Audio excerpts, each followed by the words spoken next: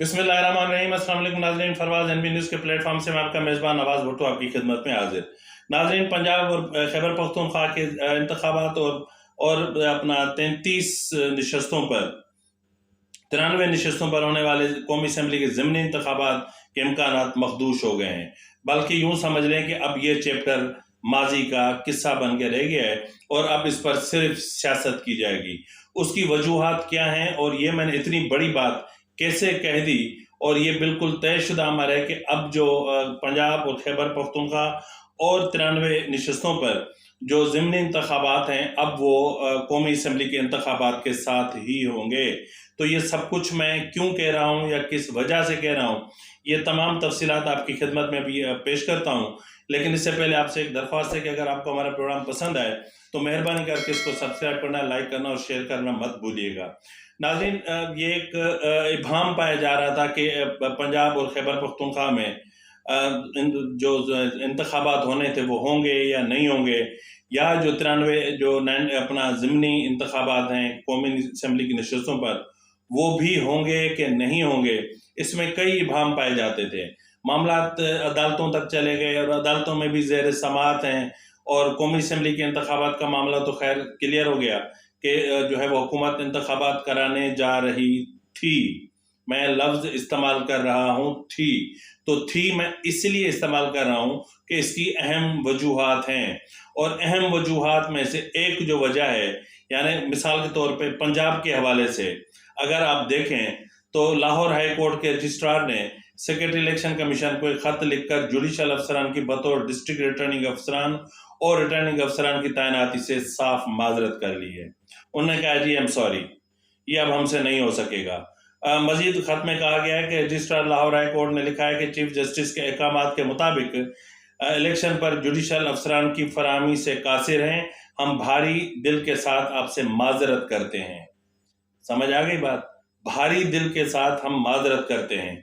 खत में यह भी कहा गया है कि पंजाब में इस वक्त 13,12,000 से जायद जेर इल्तवा केसेस हैं।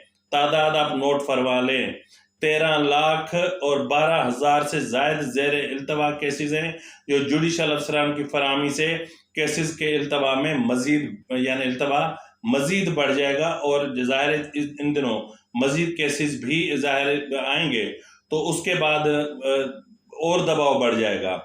उनने जो है मजीद कहा है कि पंजाब में पहले ही जुडिशल अफसरान की कमी का सामना है। इस वक्त पंजाब में 825 जुडिशल अफसरान की कमी है, और इलेक्शन कमीशन को जुडिशल अफसरान की फराहमी से ज़ेर इल्तवा केसेस की सूरत हाल मजीद ख़राब होगी। अब नाज़रीन, आपको अंदाज़ा हो गया होगा कि जब रिटर्निंग अफसरान ही नहीं होंगे और असिस्टेंट रिटर्निंग अफसरान भी नहीं होंगे तो फिर इलेक्शन कैसे मुमकिन है, क्योंकि रिटर्निंग अफसरान की जो है वो मौजूदगी इंतहाई अहम होती है। यानी डिस्ट्रिक्ट रिटर्निंग अफसरान और रिटर्निंग अफसरान यही होते हैं जो पूरे प्रोसीजर को लुक आफ्टर करते हैं, और उसके बाद फिर जो नीचे जो एजुकेशन डिपार्टमेंट और मुख्तलिफ महकमों का अमला होता है वो काम करता है। इसके अलावा नाज़रीन, एक और भी बुरी खबर है, वो ये है कि जो है वो अपना वजारत दिफा ने सेक्रेटरी दाखिला को और सेक्रेटरी दाखिला ने सेक्रेटरी इलेक्शन कमीशन को एक ख़त लिखा है।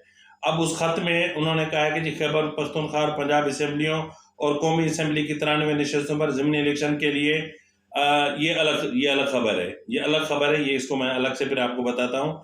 यह कि वजारत दिफा ने खैबर पख्तूनख्वा और पंजाब असम्बली में इलेक्शन और कौमी असम्बली के 93 नशस्तों पर ज़िमनी इंतखाबात के लिए रेंजर्स, FC और दीगर कानून नाफिज करने वाले इदारों की फराहमी से माजरत कर ली है। इन्होंने भी हाथ उठा लिए। इनका कहना है कि रेंजर्स और FC को पोलिंग स्टेशनों के बाहर तैनाती के हवाले से वजारत दिफा ने सेक्रेटरी दाखिला को खत लिख दिया है, और जिसमें कहा गया है कि मुसल्लह अफवाज और सिविल आर्म फोर्सेस बॉर्डर और अंदरूनी मुल्की सिक्योरिटी में मसरूफ़ हैं।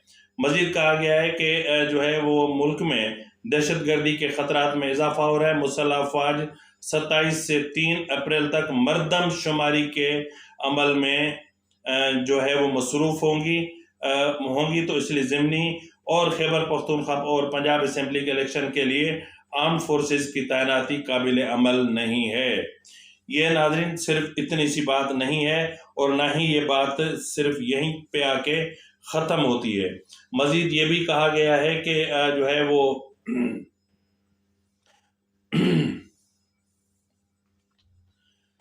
ناظرین خط میں مزید کہا گیا کہ اہم تنصیبات اور غیر ملکی سفارت خانوں اور غیر ملکیوں کو سیکیورٹی بھی فراہم کی جاتی ہے، اور اس کے حوالے سے بھی انتظامات ہمارے ذمہ ہوتے ہیں۔ مزید کہا گیا کہ افغانستان سے ملکہ سرحد پر تعیناتی میں جو ہے وہ اضافہ کر دیا گیا ہے، کیونکہ دہشت گردی کے حالیہ واقعات کے بعد یہ ضروری سمجھا گیا کہ اس سرحد کو محفوظ کیا جائے۔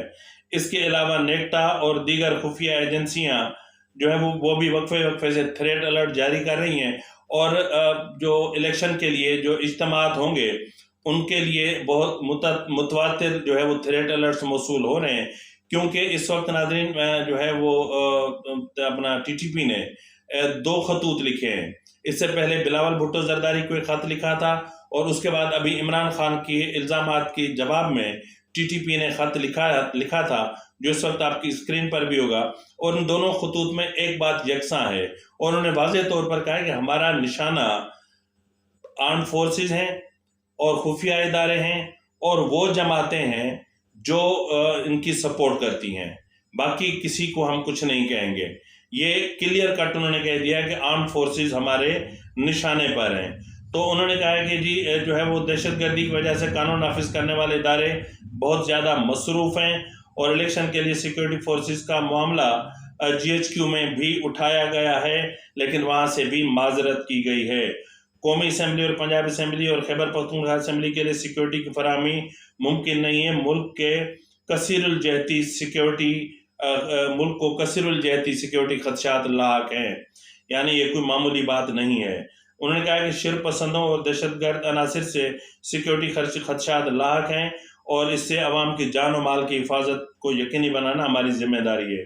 مزید کہا گیا کہ سیکیورٹی فورسز دہشت گردی سے نمٹنے میں مصروف ہیں، اور دہشت گرد تنظیموں نے سیاسی جماعتوں اور رہنماؤں کو دھمکیاں دی ہیں، اور جی ایچ کیو نے کہا ہے کہ سیکیورٹی فورسز جو ہے وہ اس وقت فوری طور پر فراہم کرنا ہمارے لیے بالکل بھی ممکن نہیں ہے۔ اب اس کے علاوہ جو خبر جو میں کہہ رہا تھا کہ وہ میں آپ کو بعد میں بتاتا ہوں، وہ بھی حیران کن ہے۔ اس میں ناظرین آپ کو پتا ہوگا کہ الیکشن کمیشن نے وزارت خزانہ کو ایک خط لکھا تھا، اور اس خط میں انہوں نے کچھ مانگ کی تھی۔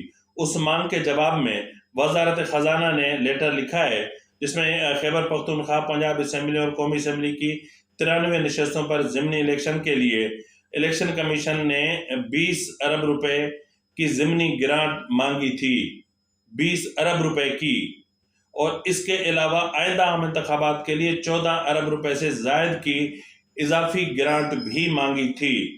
لیکن الیکشن کمیشن کو کہا گیا ہے کہ ملک کی موجودہ اور معاشی صورتحال کو مد نظر رکھتے ہوئے اس مطالبے کو مؤخر کیا جائے، یعنی فی الحال ہم آپ کو یہ پیسے نہیں دے سکتے۔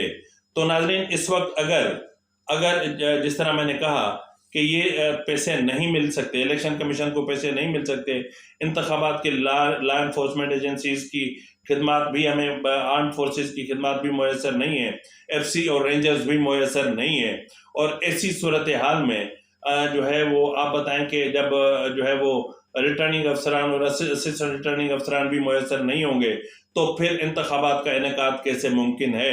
جبکہ خیبر پختونخوا اور پنجاب حکومتیں جا رہی ہیں مردم شماری اور نئی حلقہ بندیوں کے حوالے سے عدالتوں سے رجوع کرنے۔ اب دیکھنا یہ ہے کہ یہ معاملہ کس طرف جاتا ہے۔ بات سیدھی سی ہے کہ ظاہر ہے کہ یہ معاملات پہلے سے ہی طے شدہ تھے اور طے شدہ ہیں، اور اب طے پایا جا چکا ہے کہ انتخابات اپنے وقت پر ہوں گے، اور ان دونوں صوبائی اسمبلیوں کے انتخابات بھی قومی اسمبلی کے انتخابات کے ساتھ ہی ہوں گے۔ تو اس لیے عمران خان کو صرف اب اس معاملے پر سیاست پہ گزارا کرنا ہوگا، وہ صرف سیاست کر سکیں گے، اور سیاست کے علاوہ عمران خان اب مزید کچھ نہیں کر سکتے۔ اور ویسے بھی عمران خان کے حوالے سے انتہائی اہم ترین معلومات اور انتہائی اہم خبر میں آپ اس کے بعد جو ویلاگ پیش کروں گا آپ کی خدمت میں، اس میں میں آپ کو بتاؤں گا۔ تو ناظرین اس وقت سمجھ لیں کہ یہ طے پایا جا چکا کہ جو ہے وہ نہ تو ضمنی انتخابات ہو رہے ہیں، نہ تو پنجاب اسمبلی کے انتخابات ہو رہے ہیں اور نہ ہی خیبر پختونخوا کے انتخابات ہو رہے ہیں۔ اس حوالے سے دونوں صوبوں کے گورنرز پہلے ہی چیف الیکشن کمشنر کو مراسل ارسال کر چکے ہیں۔ تو اب جو ہے وہ عدالتوں میں اگر یہ معاملہ جاتا ہے تو کون سا رخ اختیار کرے گا؟ آیا عدالتیں صرف آئین کو دیکھیں گی یا عدالتیں جو اس وقت موجودہ جو ملک کے معاشی اور اقتصادی حالات ہیں یا ان کو دیکھتے ہوئے فیصلہ کریں گی؟ کیونکہ یہ معاملہ انتہائی نازک ہے اور انتہائی سنگین ہے۔ تو ناظرین دیکھتے ہیں آنے والا وقت کون سی نئی کروٹ لیتا ہے۔ تب تک اپنے میزبان نواز بھٹو کو اجازت دیجیے۔ اللہ حافظ۔